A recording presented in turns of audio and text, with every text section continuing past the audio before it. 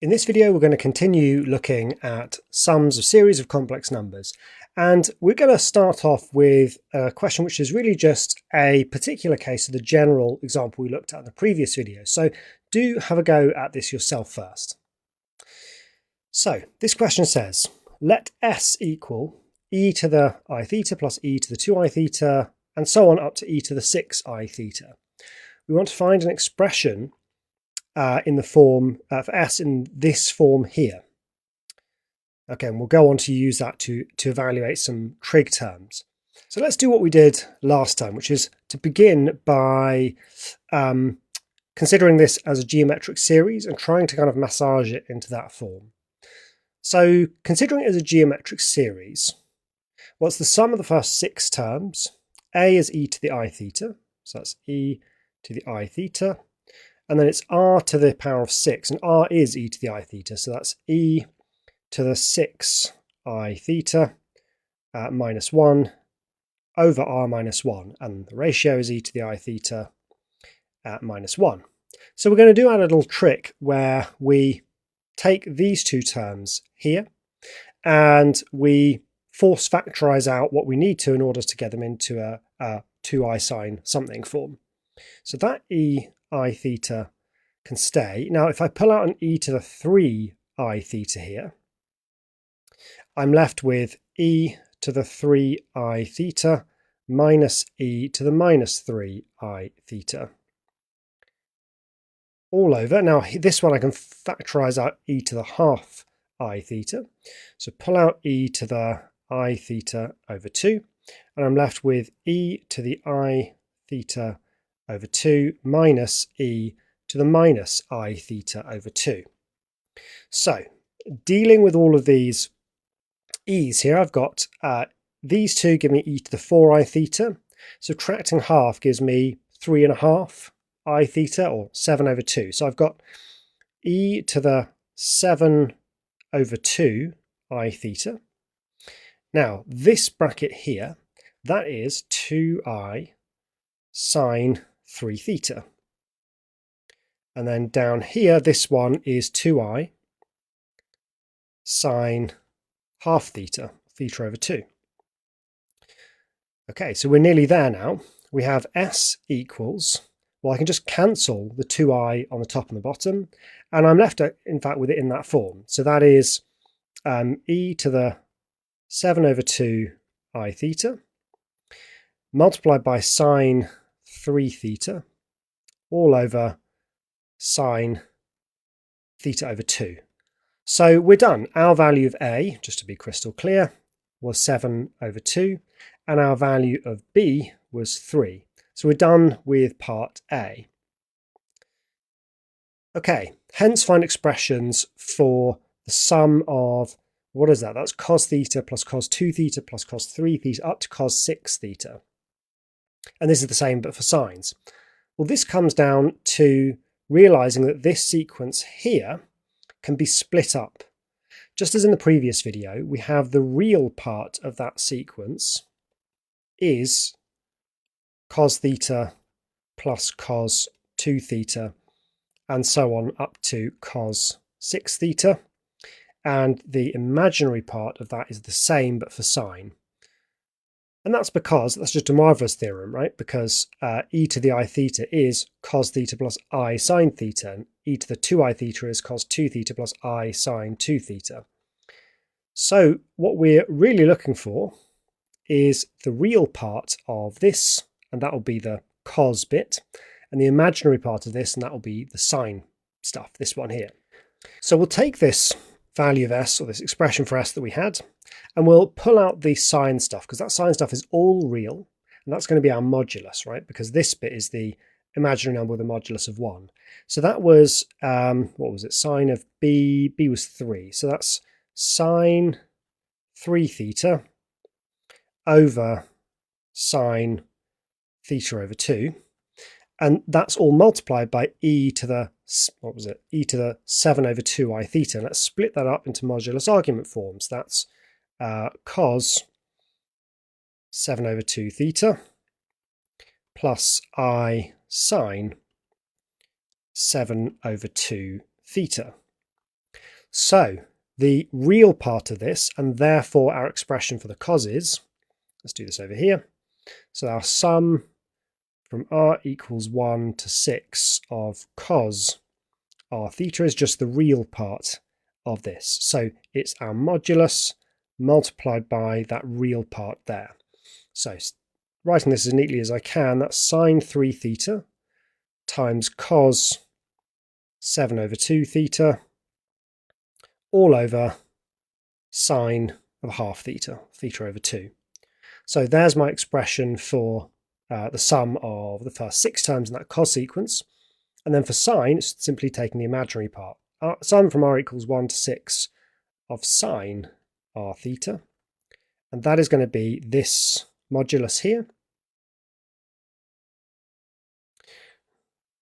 Over sine theta over 2 multiplied by the imaginary part here, which is sine 7 over 2 theta. And so we're done. We've got our expressions for each of those. So really, that's the same question as the one from the previous video. It's just that in the previous video, we went up to n theta, and here we went up to 6 theta. Okay, let's have a look at this one now. So given that z is e to the pi I over n, find expressions for 1 plus z squared all the way up to z to the 2n minus 1, and also for 1 plus z squared all the way up to z to the n minus 1. Okay, so let's sub in this value here. So what have we got? We've got 1 plus z, so that's e to the pi I over n, and then z squared, we can just double that power, so e to the 2 pi I over n, etc., all the way up to this power here. So that's e to the 2n minus 1 pi I over n. Okay, well, let's try to evaluate this. This is clearly a geometric sequence, so we can say that the sum of all of this is, well, how many terms have we got? Well, we've got 2n minus 1. No, we haven't. We've got 2n terms. We start with 0 power, then 1, then 2, all the way up to 2n minus 1. So we have 2n terms. The first term is 1, so a equals 1. And then it's r, which is e to the pi I over n. Here, let's write this out properly. R to the n minus 1 over r minus 1. So a equals 1. Then our ratio is e to the pi I over n, and it's all of that ratio to the power of, well, it says n here, but that's the number of terms. We have 2n terms, so that's 2n. Then minus 1 all over the ratio e to the pi I over n minus 1. Okay, well, simplifying that top, that is e to the, well, the n's cancel, and it's e to the 2 pi I minus 1. But look, what is e to the 2 pi I? E to the 2 pi I is 1.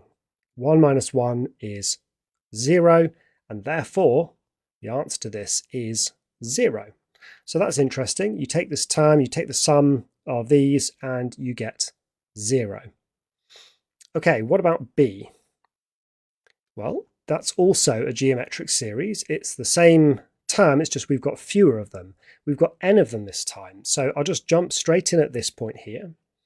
It's a equals 1, so it's e to the pi I over n, but this time to the power of n, not 2n. So what do we get here? Well, you get e to the pi I minus 1 over e to the pi I over n minus 1. Okay, but e to the pi I, famously, is minus 1. So I've got minus 1 minus 1 all over this. So that is minus 2 over this, over e to the pi I over n minus 1. Now, I guess we could just neaten this up a little by maybe making that 2 over 1 minus e to the pi I over n. Now, the question didn't specify a form to leave it in. Obviously, there are various things we could do here. We could force factorize out an e to the half pi I over n, but question didn't specify a form. So this could be fine. We've got a nice form for that one. Okay, pause the video. This is Woody from the future. This is Woody from the edit. I was just editing this video and I was thinking, you know what, these two results are kind of interesting. Like I wonder why they're true, and I wonder if I can explain it in a different way, and I think I can. So forgive me for not having the camera on, but I just wanted to explain this. So let's start with this one. Why is that 0? Why is 1 plus z squared all the way up to z to the 2n minus 1? Why is that 0? Well, I think we can explain this visually. Because what we've actually got here is it's e to the power of pi I over n. Now, e to the power of pi I, that is, well, that's Euler's identity. That's just minus 1.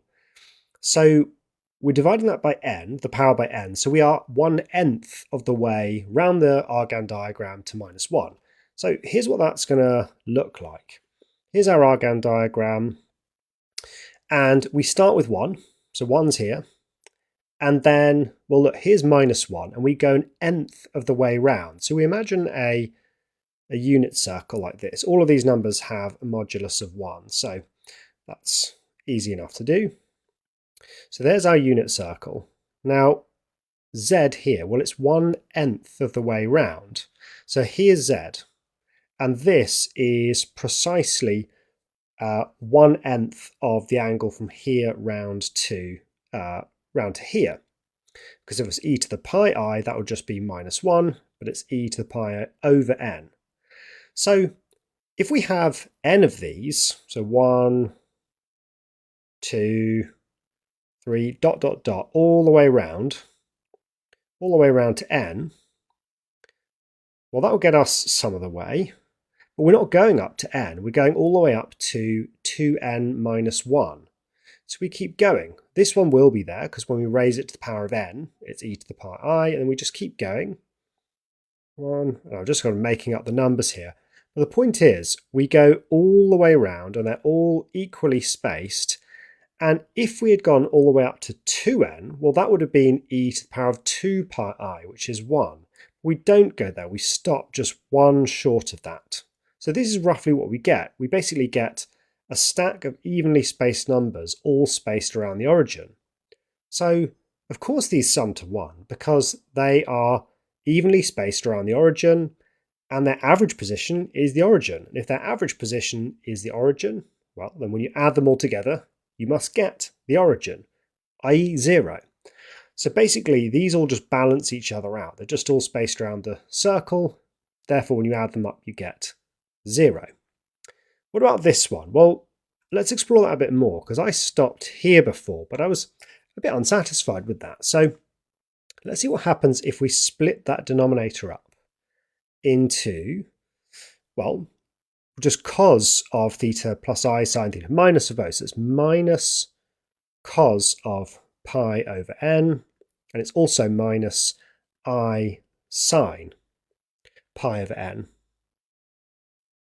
Okay, well, let's rationalise this by multiplying top and bottom by the conjugate. I haven't really given myself enough room, but you know what, I'm being a bit sloppy here. So the complex conjugate is 1 minus cos pi over n plus I sine pi over n. And we'll do the same down here. So multiply by 1 minus cos pi over n, so that's an n, plus I sine pi over n. And what do we get? Well, on the numerator, it's 2 minus 2 cos pi over n plus 2I sine pi over n. And then what do we get on the denominator? Well, okay, if we multiply the real bits, that's the 1 minus cos pi over n times 1 minus cos pi over n, we get 1 minus 2 cos pi over n plus cos squared pi over n. Now, because we're multiplying by the complex conjugate, all the imaginary stuff cancels. The only thing left is the imaginary times the imaginary, which gives me plus sine squared pi over n. But cos squared theta plus sine squared theta is 1. So what we actually get is, on that denominator, is 1 plus 1 is 2. So 2 minus 2 cos pi over n. Okay, and then on the numerator, it was 2 minus 2 cos pi over n plus 2i sine pi over n. But look, this is interesting because if you split this into real and imaginary, the real part is just 1, because look, it's 2 minus 2 cos pi over n divided by 2 minus 2 cos pi over n. So what we have is a real part of 1 and an imaginary part of 2 sine pi over n over 2 minus 2 cos pi over n, all of that times I. Now, the interesting thing that I think I missed before, just didn't really explore, was the fact that it turns out the real part of this is always 1. And that's kind of interesting. Why is the real part of that always 1? Well, let's explore. So what we've got here is basically the same number, but we've only got the bits that go up to z to the n minus 1. So if I try to sketch this again, it's basically, what is it? It's all of these ones, but not all of these ones. In fact, where do we get up to? I'm just going to delete the ones we don't want. So it's not that one, or that one, or that one. In fact, where do we go to? Well, if we went up to z to the n, well, that would be the e to the pi I, the minus 1 here. But we don't have that. So what do we have? Well, we do have the 1 at the start. And then I think all of the rest in the real parts just cancel themselves out. Have a look. This one here, whatever the real part of that is, some positive number, is going to be completely and perfectly cancelled out by this one here. Whatever the real bit of this one is, just completely cancels out with the real bit of this. And so on. However many there are. I drew a certain number, but however many there are, they'll always balance themselves out, or at least the real parts will. And so the only remaining real part is this 1 here. That's the only bit that actually survives in the real domain. In the imaginary domain, well, it's something else. It's whatever the sum of all of these imaginary bits is. And, we've discovered that that's whatever this turns out to be. But I think that explains why the real part is always 1 there.